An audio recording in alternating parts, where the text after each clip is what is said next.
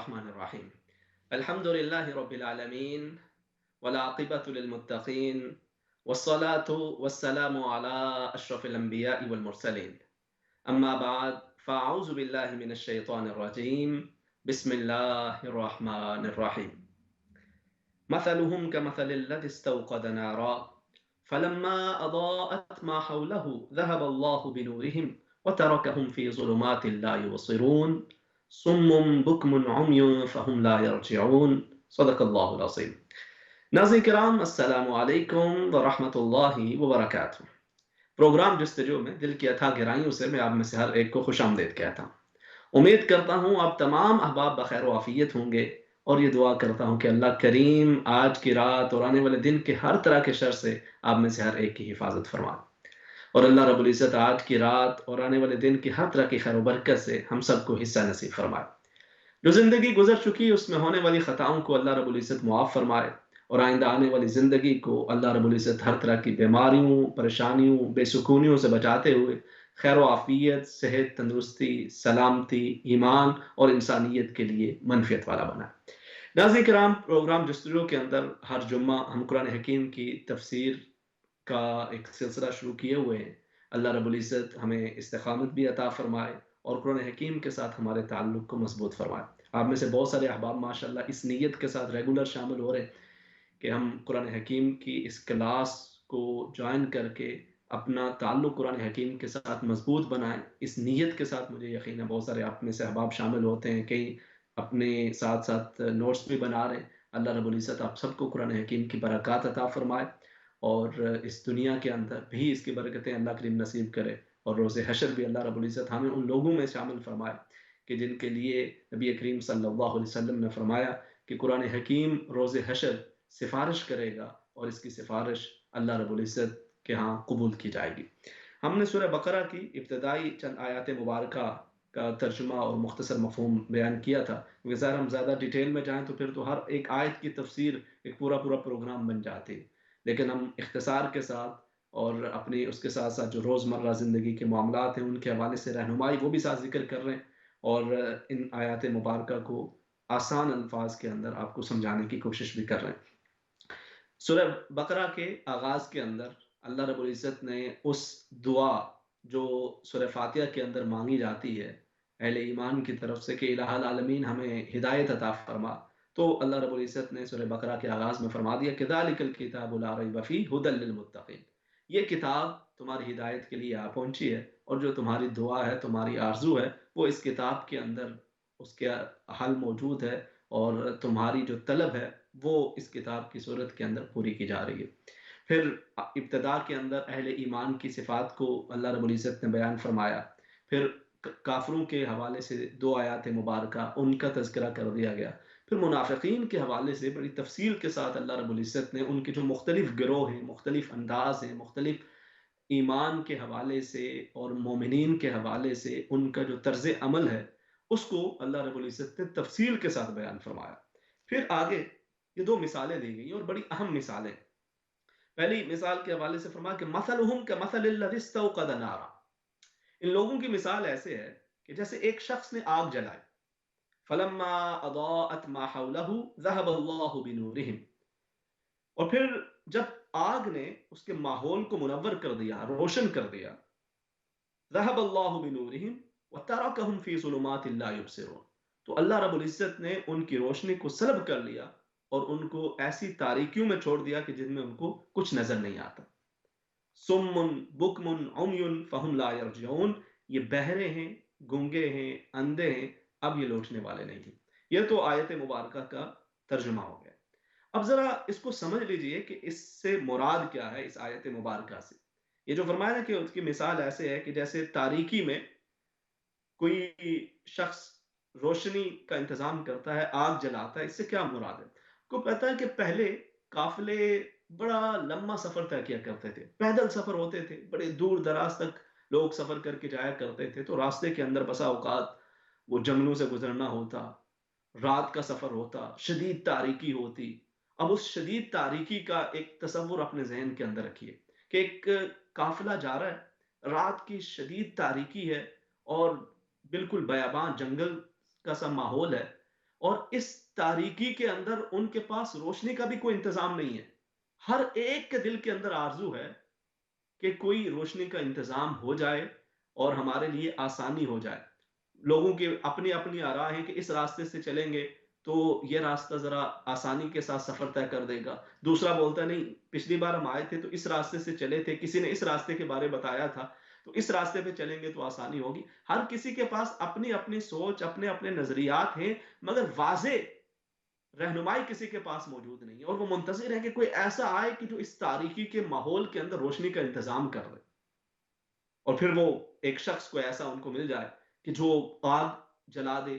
اس وقت آپ کو معلوم ہے کہ روشنی کا انتظام ایسا تو نہیں ہوتا تھا کہ بلب وغیرہ ہوتے، کہ ٹیوب لائٹس ہوتی. آگ جلا کے روشنی کا انتظام کیا جاتا، کچھ چراغ جلائے جاتے، اس سے روشنی کا انتظام کیا جاتا. تو اب وہ شخص اس قافلے کے لیے روشنی کا انتظام کر دیتا ہے. اور پھر نہ صرف روشنی کا انتظام کرتا ہے بلکہ ان کو بتاتا ہے کہ یہ راستہ ہے، آؤ میں تمہیں ساتھ ساتھ لے کے چلتا ہوں. روشنی کا انتظام بھی کرتا ہے، ساتھ راستہ بھی دکھاتا ہے.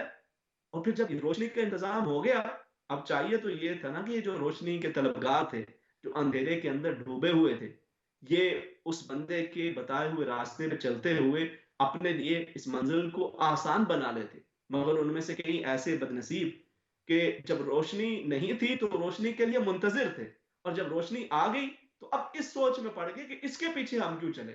ہم تو اتنے بڑے چودھری، ہم تو اتنے بڑے رئیس، ہم تو بادشاہ بنائے جانے والے تھے، ہمارا تو سوسائٹی کے اندر اتنا مقام و مرتبہ، اس ایک شخص کے پیچھے چل کے یہ ہماری شان کے خلاف ہوگا، ہماری توہین ہوگی. تو اب وہ آنکھیں بند کر لیں یا دوسری طرف کا رخ کر لیں، اور وہ جو ہدایت کا انتظام کرنے والا شخص ہے اس کے پیچھے نہ چل رہے ہوں. جو روشنی کا انتظام اس اندھیرے کے اندر کرنے والا ہے وہ اس کی بات سننے کے لیے تیار نہ ہو، وہ اس روشن راستے کو اپنانے کے لیے تیار نہ ہو. تو اب یہ تو وہ مثال ہوگی اس سفر کی. اب اسی چیز کو یوں دیکھیے کہ جب حضرت نے گویا اس چیز کا ذکر کیا کہ اللہ رب العزت نے ان کے لیے جو اس عرب کی سوسائٹی کے اندر، جو اس ماحول کے اندر ہدایت کے طلبگار تھے، ہر طرف ایک اندھیرا ہی اندھیرا تھا، لوگوں کو ہدایت کا کوئی صحیح راستہ سجھائی نہیں دے رہا تھا، اور لوگ منتظر تھے. حالت یہ تھی کہ کسی کی عزت، جان، مال، آبرو محفوظ نہیں تھی. ہر قبیلہ دوسرے قبیلے کے برسر پیکار تھا، ہر ہمسایہ دوسرے ہمسائے کے در پہ آزار تھا. کسی کی عزت، جان، مال، آبرو محفوظ نہیں تھی، اور ہر کوئی منتظر تھا کہ متی نصر اللہ، اللہ کی مدد کب آ پہنچے گی. تو اللہ رب العزت نے انسانیت پہ کرم فرمایا. اس ظلمتوں اور گمراہی کے ان اندھیروں کے اندر اللہ رب العزت نے روشنی کا انتظام فرمایا، اپنے حبیب کریم صلی اللہ علیہ وسلم کو مبعوث فرمایا. اب آقا کریم صلی اللہ علیہ وسلم نے ظلمتوں اور گمراہیوں کے اس گھٹا ٹوپ اندھیرے کے اندر یہ روشنی، ہدایت کی روشنی کو جب روشن فرمایا تو چاہیے تو یہ تھا کہ یہ آپ کے نقش قدم پر چلنا شروع کر دیتے، آپ کی ہدایات پر عمل پیرا ہونا شروع ہو جاتے. مگر بجائے اس کے یہ اپنے اپنے غرور و تکبر کے اندر آ کر، اپنے اناد کے اندر آ کر، اور اپنے بڑے پن کو ظاہر کرنے کے لیے انہوں نے نبی کریم صلی اللہ علیہ وسلم کی پیروی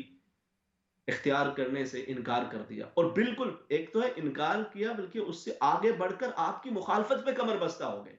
اور بالکل آپ کی بات سننے کے لیے تیار نہیں تھے. تو پھر اللہ رب العزت نے جو ہدایت کو نہ سننے کے لیے تیار ہے، نہ بات ماننے کو تیار ہے، اور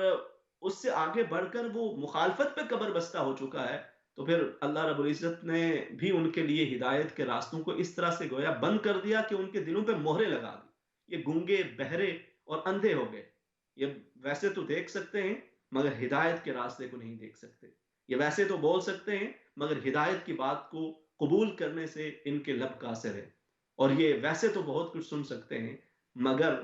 ہدایت کی بات ان کے کانوں میں سنی انسنی ہو جاتی ہے اور یہ اسے سن نہیں پاتے. تو اس مثال کو ذہن میں رکھتے ہوئے پھر اس پہ تطبیق کیجئے تو اب اس مثال کو سمجھنا آسان ہو جاتا ہے کہ جب اللہ رب العزت نے ہدایت کا انتظام کر دیا اس گھٹا ٹوپ اندھیرے کے اندر بھی، پھر بھی جو اس راستے پہ چلنے کے لیے تیار نہیں ہے، تو پھر اللہ رب العزت نے ان کے دلوں پہ مہرے لگا دی، اور وہ گونگے، بہرے، گونگے اور اندھے ہو گئے، اور وہ اب وہ لوٹنے والے نہیں ہیں. تو یہ ایک گروہ تھا، اس کی مثال اللہ رب العزت نے یہ ذکر کی. اس سے آگے دوسرا ایک گروہ اس کی بھی مثال ذکر کر دی، ان کا بھی ایک اپنا انداز تھا. اس کی مثال یہ ذکر یوں فرمائی، میں او کصیب من السماء. اس سے دونوں چیزیں مراد ہیں کہ انہیں کے اندر ایک اور مثال ان کے حوالے سے دی جائے، یا پھر ان کے اندر جو دوسرا گروپ ہے اس کی مثال اس طرح سے دے دی گئی کہ او کصیب من السماء فیہ ظلمات ورعد وبرق یجعلون اصابعهم فی آذانهم من الصواعق حذر الموت واللہ محیط بالکافرین. فرمایا ان کی مثال ایسے ہے جیسے آسمان سے بارش برس رہی ہو، صیب من السماء، تیز بارش، موسلا دھار بارش برس رہی، فیہ ظلمات، اس کے اندر تاریکی ہو، رعد و برق ہو، اور کڑک جیسے بجلی کی جو کڑک ہوتی ہے وہ ہو، چمک ہو، اسی کو رعد اور برق کہا گیا. پھر فرمایا اب وہ جو رعد و برق آپ دیکھتے ہیں نا، جب بجلی چمکتی ہے، بجلی کڑکتی ہے تو انسان کو خوف ستا رہی ہوتا ہے، تو وہ اس خوف کی وجہ سے کیا کریں، یجعلون اصابعهم فی آذانهم من الصواعق حذر الموت، وہ ٹھونس رہے ہیں اپنی انگلیاں اپنے کانوں کے اندر اس بجلی کے کڑکے کی وجہ سے، اور موت سے ڈر کر وہ اپنے انگلیاں اپنے کانوں کے اندر ٹھونس رہے. لیکن فرمایا واللہ محیط بالکافرین، حالانکہ اللہ رب العزت ان کافروں کو گھیرے ہوئے ہے. اس کی مثال کو میں مزید سمجھاتا ہوں، اگلی آیت مبارکہ کا بھی ترجمہ کر لیتے ہیں اور پھر اس کو میں مزید سمجھا دیتا ہوں. یکاد البرق یخطف ابصارهم کلما اضاء لهم مشوا فیہ واذا اظلم علیہم قاموا ولو شاء اللہ لذهب بسمعهم وابصارهم ان اللہ علی کل شیء قدیر. فرمایا قریب ہے کہ بجلی اچک لے ان کی آنکھوں کو. اور مزید کیا فرمایا کہ کلما اضاء لهم مشوا فیہ، جب بجلی ان کے لیے چمکتی ہے تو وہ اس میں چل پڑتے ہیں. وَإِذَا أَظْلَمَ عَلَيْهِمْ، اور جب ان پہ اندھیرا چھا جائے تو وہ رک جاتے ہیں، قوم. وَلَوْ شَاءَ اللَّهُ لَذَهَبَ بِسَمْعِهِمْ، اور اگر اللہ چاہتا تو ان کے کان اور آنکھوں کو بھی سلب کر لیتا. ان اللہ علی کل شیء قدیر، بے شک اللہ رب العزت ہر چیز پر قادر ہے. اچھا اب یہاں پر خاص طور پہ وہ جو ساتھ نوٹس لگا رہے ہوں، اگر اس چیز کو نوٹ کر لیں تو انشاءاللہ اس مثال کو سمجھنا مزید آسانی ہو جائے گا کہ یہاں پہ یہ جو کصیب من السماء ہے نا، صیب من السماء، یہ جو موسلا دھار تیز بارش ہے، اس سے مراد قرآن حکیم اور دین الہی ہے. کہ بالکل جیسے اللہ رب العزت کا یہ کلام اور یہ قرآن، یہ ایک تیز بارش کی مانند اس کو ذہن میں رکھ لے. اور پھر فرمایا کہ آگے جو فیہ ظلمات ہے کہ اس کے اندر اندھیرے، اس سے مراد دین کی مخالفت کے اندر آنے والی مختلف طرح کے مصائب، آلام اور مختلف جو اس حوالے سے چیلنجز ہوتے ہیں وہ اس سے مراد. اور رعد و برق، اس سے مراد یعنی ایک تو ہوگی نا پہلی چیز صیب من السماء، فیہ صیب من السماء جو تیز موسلادھار بارش ہے، اس سے مراد دین اور قرآن حکیم. اور ظلمات سے مراد دین اسلام کی مخالفتوں میں اٹھنے والے ہجوم، مخالفتوں کے ہجوم. اور رعد و برق، اس سے مراد اہل ایمان کو ہدایت کے راستے میں آنے والی مشکلات. اچھا اب یہ چیز اس کو ذہن میں رکھیں کہ یہ ایک اور مثال اللہ رب العزت نے جو ذکر فرمائی وہ بھی اسی طرح سے کہ اب جیسے وہی قافلہ بارش کے اندر چل رہا ہے اور چلتے چلتے اب اچانک سے کیا ہوتا ہے کہ جب وہ ان کو ضرورت بھی ہے، ایک طرف تو اندھیرا ہے اور ان کو روشنی کی ضرورت ہے، اور وہ روشنی جب بارش اور اس کی بجلی کی کڑک کی صورت میں جب وہ روشنی ان کے لیے آتی ہے تو ایک طرف تو یہ امید لگتی ہے کہ اب راستہ ملا ہم اس پہ چلیں، لیکن دوسری طرف سے وہ موت کے خوف کا شکار ہو جاتے ہیں اور پھر رک جاتے ہیں، تھم جاتے ہیں اور آگے نہیں بڑھ پاتے. تو اب اس مثال کو بھی آپ یہاں پہ تطبیق کس طرح سے کریں گے کہ اللہ رب العزت نے جب یہ دین متین بھیجا اور اس کی مخالفتوں کے لیے مختلف طرح کے لوگوں نے کوششیں شروع کر دی، ظلمات، بہت سارے اندھیرے، اور اس دین متین کو روکنے کے لیے بہت ساری تاریخ دل لوگوں نے اپنی کوششیں شروع کی،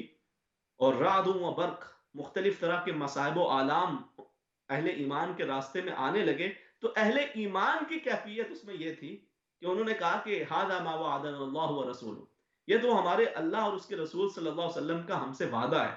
کہ جب ہم دین کے راستے پہ چلیں گے ہمارے لیے مشکلات ہوں گی، ہمارے لیے چیلنجز ہوں گے. وہ کہا نا کسی نے کہ محبت کے مقدر میں کہاں آرام ارے ہمدم، کہیں شعلہ، کہیں بجلی، کہیں سیماب ہوتی ہے. اور جفا جو عشق میں ہوتی ہے وہ جفا ہی نہیں، جفا جو عشق میں ہوتی ہے وہ جفا ہی نہیں، ستم نہ ہو تو محبت میں کچھ مزہ ہی نہیں۔ جو اہل ایمان ہیں ان کے لیے جب مشکلات آتی ہیں، جب وہ محبت الہی کے اندر اللہ کے دین کے اوپر چلتے ہوئے مشکلات کو محسوس کرتے ہیں تو وہ مزید مضبوط ہوتے ہیں۔ کہتے ہیں ہادہ ما وعدنا اللہ و رسولہ، اللہ کا وعدہ ہے، اس کے رسول کا وعدہ ہے کہ اس راستے پہ چلتے ہوئے ہمارے لیے مشکلات آئیں گی۔ لیکن دوسری طرف جو منافقین ہوتے ہیں ان کی کیا کیفیات ہوتی ہیں کہ جب وہ مشکلات کو دیکھتے ہیں تو ان کے قدم مزید ڈگمگا جاتے ہیں، وہ پہلے ہی گو مگو کی کیفیت میں ہوتے ہیں، وہ پہلے ہی کشمکش میں ہوتے ہیں، مذبذب ہوتے ہیں، نہ ادھر کے نہ ادھر کے۔ تو پھر جب ان کو مزید مشکلات کا سامنا کرنا پڑ جائے تو بھاگنے کے لیے فوراً تیار ہو جاتے ہیں، بالکل پیچھے ہٹ جاتے ہیں۔ اور پھر آگے جیسے فرمایا نا کہ کلما اضاء لهم مشوا فيه،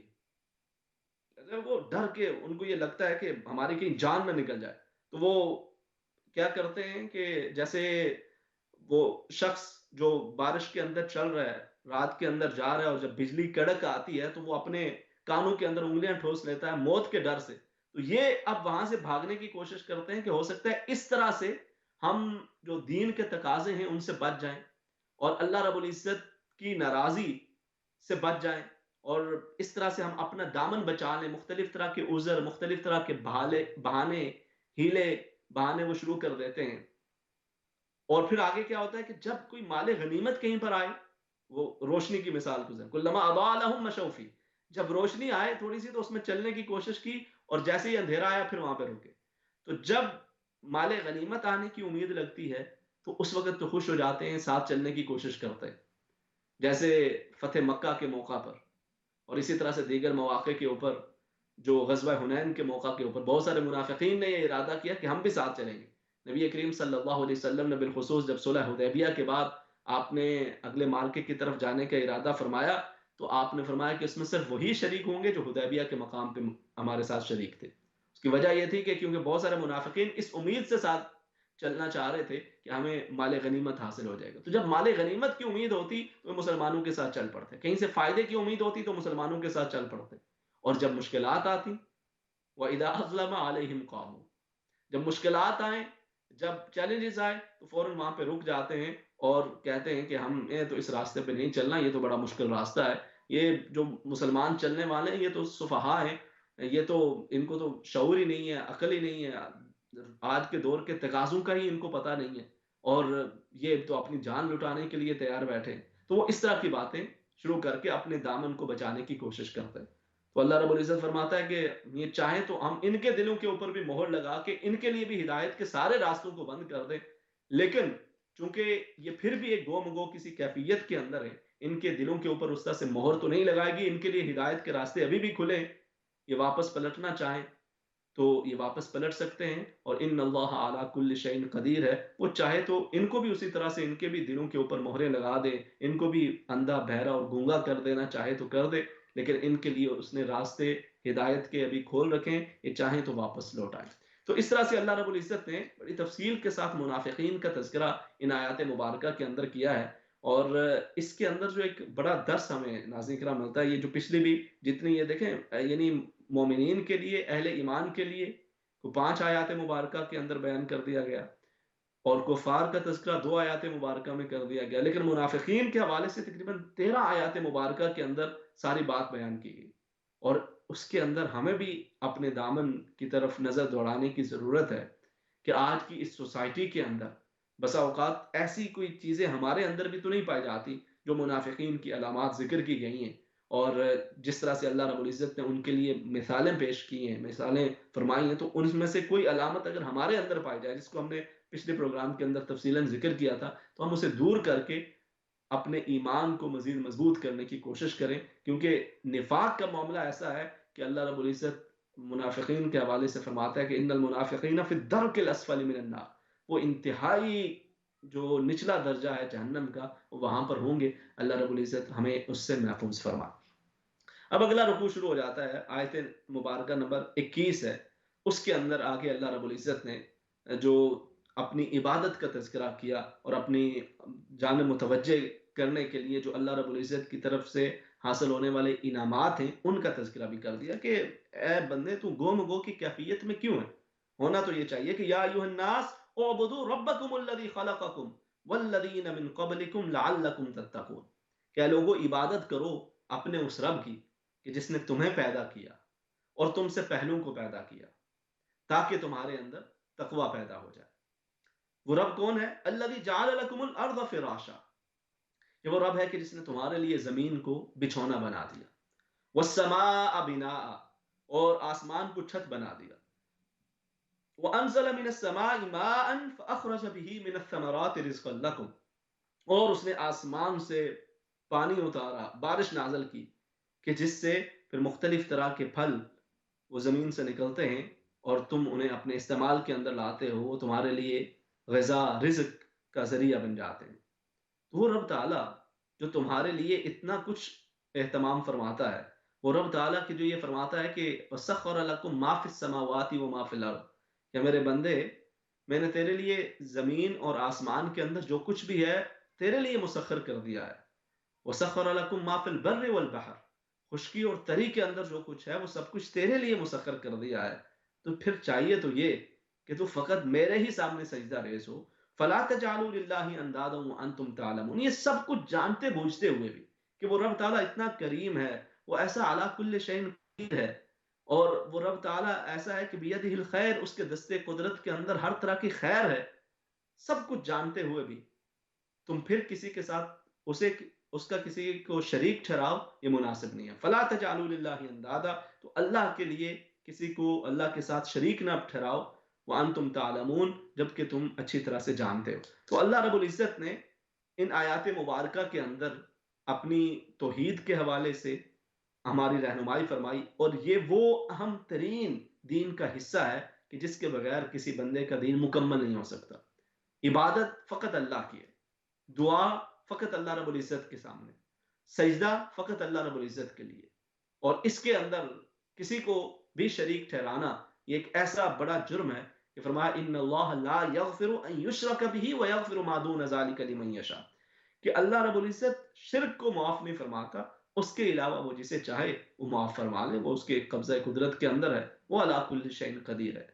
اور اسی طرح سے پھر اللہ رب العزت نے قرآن حکیم کی مختلف آیات مبارکہ کے اندر اس چیز کو وضاحت کے ساتھ بیان کیا کہ وہ رب تعالیٰ جس نے تمہیں پیدا کیا ہے، والذی خلقکم من ضعف، جو تمہیں بالکل اس حالت میں پیدا کرتا ہے کہ تم بڑے کمزور ہوتے ہو، پھر وہ تمہیں طاقت دیتا ہے، تمہارے بدن کے اندر قوت ہوتی ہے، مضبوط ہوتے ہو، پھر اس کے بعد وہی طاقت، وہ قوت، وہ ڈھلتی چلی جاتی ہے، تم کمزور ہو جاتے ہو، بڑھاپے کے اندر مختلف امراض کے شکار ہو جاتے ہو۔ وہ رب تعالیٰ ہے جس نے یہ ساری زندگی کا نظام بنایا، وہ جو رات کو دن اور دن کو رات میں تبدیل فرماتا ہے، وہ رب تعالیٰ کی جو امر کن کے ساتھ ساری کائنات کو تخلیق فرماتا ہے، وہ رب تعالیٰ کہ جو تمہاری دعاؤں کو سن کر تمہاری دعاؤں کو قبول فرمانے والا ہے، وہ رب تعالیٰ جسے تم جب تاریکی کے اندر پکارتے ہو، جس کے سامنے اپنے گناہوں پہ شرمسار ہو کر توبہ و استغفار کرتے ہو، وہ تمہاری دعاؤں کو بھی سنتا ہے اور تمہاری بخش و مغفرت کا اہتمام بھی فرماتا ہے۔ وہ رب تعالیٰ جو اتنا مہربان ہے کہ تمہاری نافرمانیوں کے باوجود، تمہاری مختلف طرح کی کوتاہیوں کے باوجود، وہ تمہارے رزق کے دروازوں کو بند نہیں ہونے دیتا، وہ تمہارے رزق کے دروازوں کو تمہارے لیے بند نہیں کرتا، اور تمہاری ایک آنسو بہا لینے پہ، ایک مرتبہ صدق دل کے ساتھ شرمندہ ہو لینے پہ وہ تمہارے سارے گناہوں کو معاف فرما دیتا ہے۔ ایسے مہربان رب کو چھوڑ کر کسی اور کے سامنے جا کر سجدہ ریز ہو جانا، یہ ایک سمجھدار اور عقل مند انسان کے لیے مناسب نہیں۔ تو یہ توحید کا جو درس ہے یہ انتہائی اہم ہے۔ اگلی آیات مبارکہ کے اندر پھر اللہ رب العزت نے قرآن حکیم کی عظمتوں کو بیان کیا ہے، انشاءاللہ ہم اس کو بیان کریں گے۔ اللہ رب العزت ہمیں اپنی توحید کے جو تقاضے ہیں ان کو سمجھنے کی توفیق عطا فرمائے، کیونکہ یہ ایک انتہائی اہم ترین چیز ہے، کیونکہ اگر انسان کسی بھی حوالے سے وہ شرک کے اندر مبتلا ہو جائے تو پھر یہ اس کی نیکیوں کو ضائع کر دیا کرتا ہے، اور یہ اس کے لیے دنیا اور آخرت کے اندر تباہی و بربادی کا ذریعہ بنتا ہے۔ ایک مرتبہ اگر انسان شرک کے راستے پہ چل پڑے تو پھر وہ رک نہیں پاتا، پھر وہ ایک کے بعد ایک در کے بعد دوسرے در پہ، دوسرے کے بعد تیسرے در پہ جا کے سجدہ ریز ہوتا چلا جاتا ہے، اپنے ہی ہاتھوں سے بنائی ہوئی مورتیوں کے سامنے سجدہ ریز ہوتا چلا جاتا ہے، اور وہ اپنے رب سے دور تر ہوتا چلا جاتا ہے۔ اللہ رب العزت ہمیں شرک سے بچنے، نفاق سے بچنے، اور جو صحیح ایمان کا تقاضا ہے اس پہ اترنا نصیب فرمائے۔ آمین بجاہ النبی الامین۔